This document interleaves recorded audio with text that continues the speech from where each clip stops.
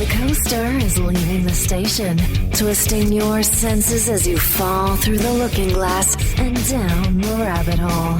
Now, prepare yourself for creative madness in an unconventional world of art and entertainment, including tattoo artists, comedians, suspension teams, and sideshow acts.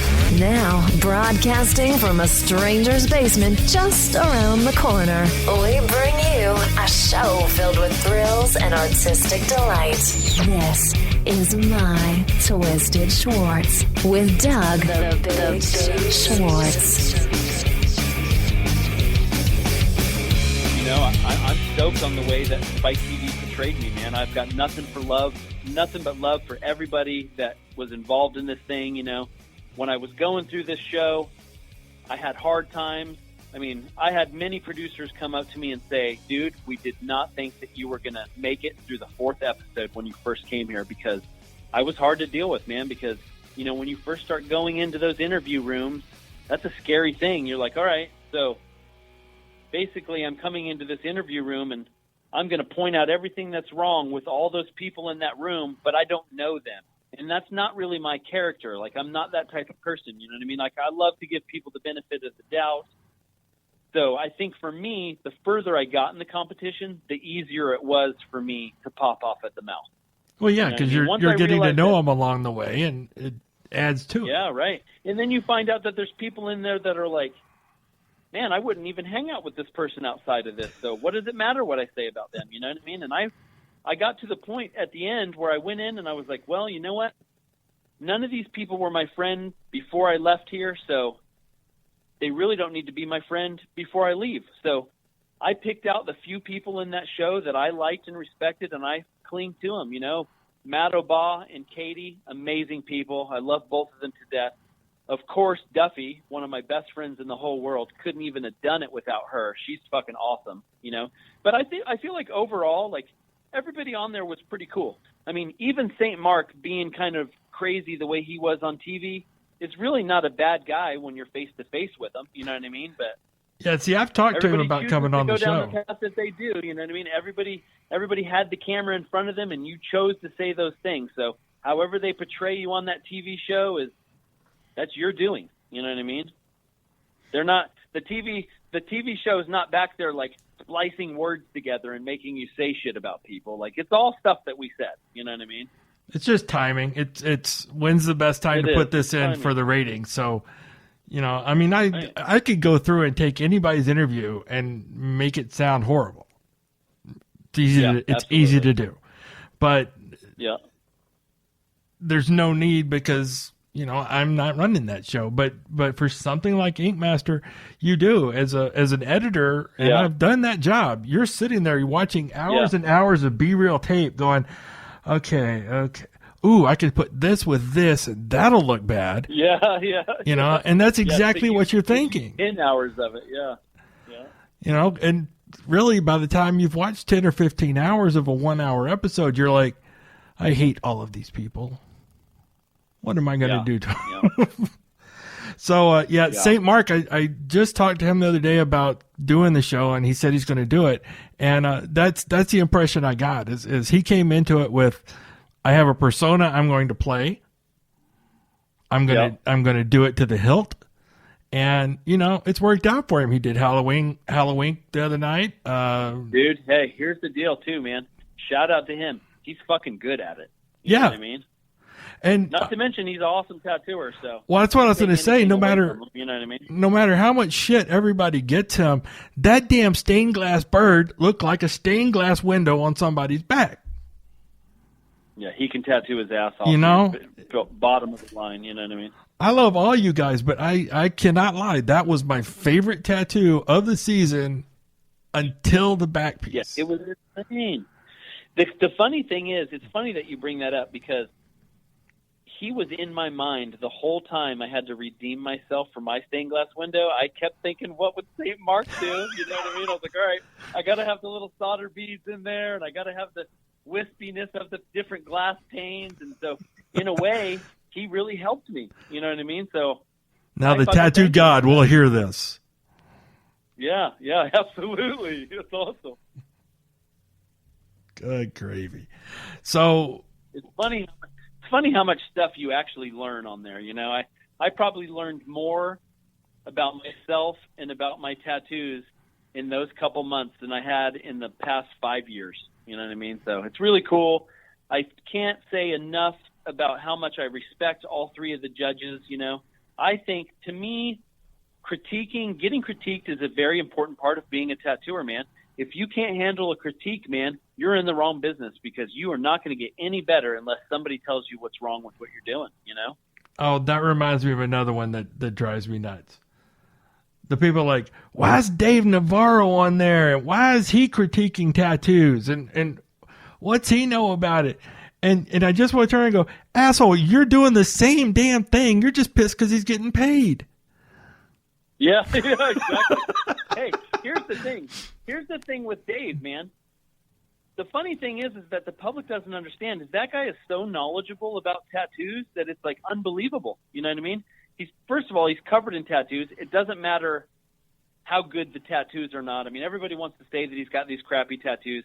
I've seen him in person. I mean, he's got a bunch of amazing tattoos on him.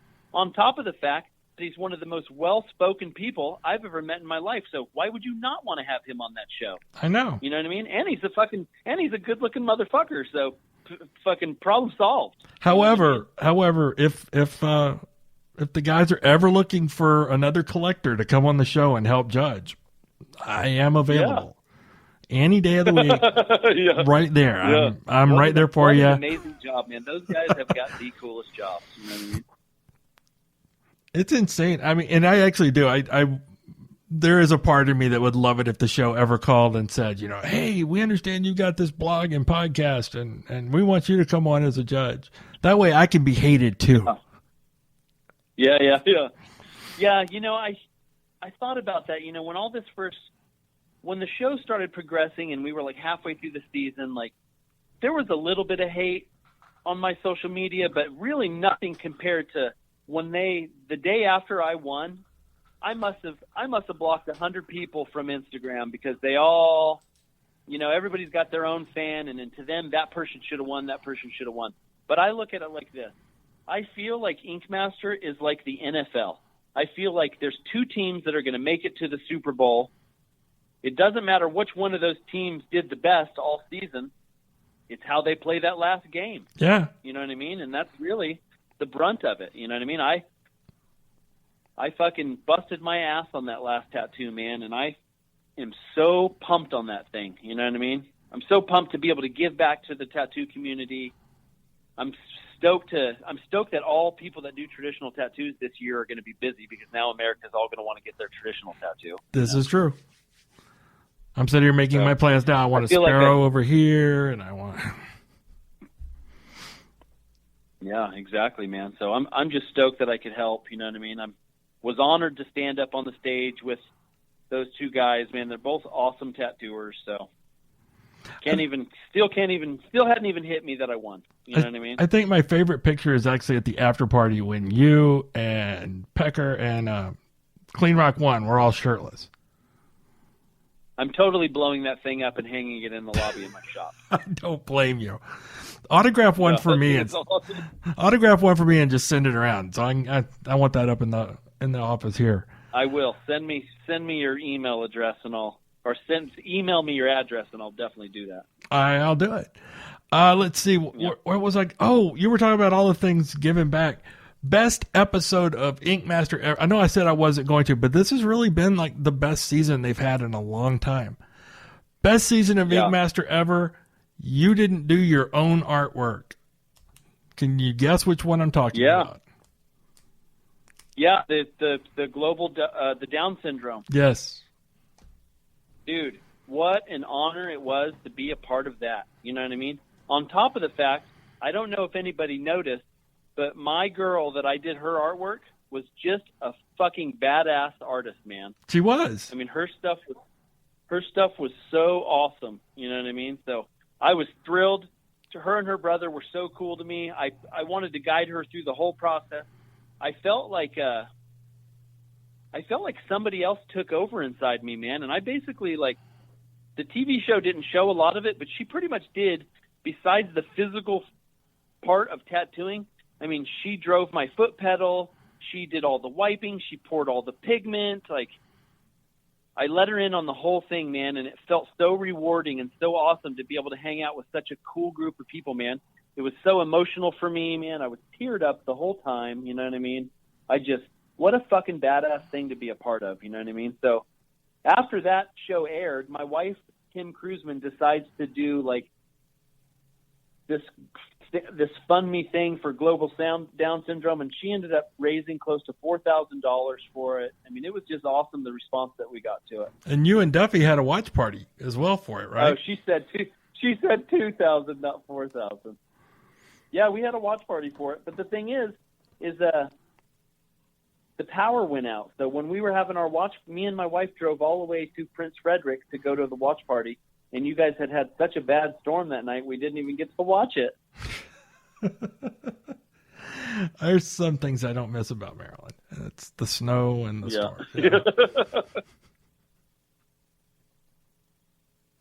So, yeah, I wouldn't have wanted to have to pick a winner that night. I really wouldn't. Every one of them I looked at, and I'm sitting here, and I have absolutely nobody in my family with Downs. I'm just a dad. And I'm sitting there watching it, and I'm tearing up too. I'm just like, this is so incredibly cool that for once, because I get sick of, here's this multi-million-dollar football player that's getting his free tattoo. Here's this, whatever that. Yeah. Why not do something back in the community? And my God, man, they went all to it. Yeah, I think it's awesome, man. I think, I think back to the season that Maddie Hickson was on when they all did the breast cancer tattoos to do those cover-ups, man. Right. What another cool one. You know what I mean? Like, there's so many cool things that you can do through tattooing that are amazing. You know what I mean? Like, I feel like they should have challenges where they're given the tools to hand tap a tattoo. You know what I mean? Like, that kind of stuff is cool. You know what I mean? Like, it would be so interesting to watch people try to, like, hand thread a tattoo in there, you know what I mean? Or watch the artist try to build. I mean, they did one episode where they had to put their tattoo machine together and then tattoo with it, which was kind of a shame that, like, half of them couldn't do it. A couple of them knew how to do it. And I think that they should do more of that stuff. Like, I think that we should walk in there and here's a group of needles, a soldering thing, and a needle jig, and you got to make your own needle and then tattoo with that. Like, I think that kind of stuff to me is really interesting and cool. You know what I mean? See, and I like that. I like, what season was it? 2 seasons ago, I think, when they had the convention style. First day was convention style, and you had to earn your shop. Yeah. Show us what people want to see. And I tell people all the time, the one guaranteed way that you can get tattooed by an ink master and not be on a year-long waiting list is the conventions. I mean, if you put yourself out there, hey, you're coming to my city and doing a convention, contact them, because a lot of people seem to believe that, they can talk smack on social media, but they can't write an email or they can't call the shop and talk to an assistant and get on, the schedule. And I think that's another thing. I know. I don't know how many, we get so many messages all the time that are like, how do I get an appointment with you? I mean, it clearly states at the top of all of our social media, the info for the shop. And common sense to me would tell you, call the tattoo shop and ask them, you know what I mean? That's what we have the numbers up there for. So it's just, that's the hardest thing for me, is getting back to all this social media stuff, and it's so overwhelming. I mean, because you go from having 1,500 followers to like 30,000, and it's like, Jesus, man, I had 10 comments before, now I've got 350. How in the hell do I get back to all these things? You know what I mean? So I literally, like, has been for the last 2 weeks, that's been my life, man. I'll turn on TV, give my kids a hug and a kiss goodnight, and I will sit there and finger bang my phone until my finger's tired. Get back to each and every person, man. I feel like it's important to recognize my fans. Like, I think it's so cool, you know what I mean? Such a great opportunity was given to us, and I am so grateful of it. I just can't even believe that it happened, man. I'm so fucking pumped on it, The early part of the 90s, I was in radio and I was out in LA, and that was one of the things